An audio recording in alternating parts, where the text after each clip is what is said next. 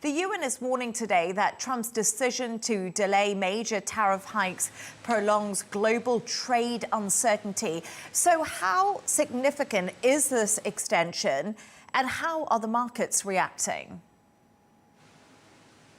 Well, if you take the announcement we heard over the last 24 hours from the U.S. President Donald Trump that the deadline, in fact, will not be tomorrow, Wednesday, the 9th of July, for the reinstatement of the higher tariffs, the reciprocal tariffs that he had initially announced on so-called Liberation Day, early April. So the extension of that deadline from tomorrow to the 1st of August, if you take that at face value, you could perhaps see why the United Nations is warning that this is indeed prolonging the uncertainty, because we have a longer period in which we don't really know what deals will be struck and what impact they will have on the respective economies and the trading relationships.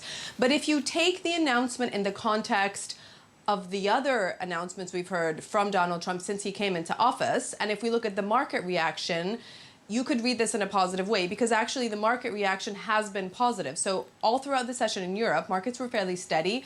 Markets opened higher in the US. They're slightly weaker now, but generally speaking, investors have welcomed the news because they have seen this as a net positive. Because at the end of the day, what it means, there is not going to be a cliff edge in the next 24 hours, i.e. the 9th of July tomorrow.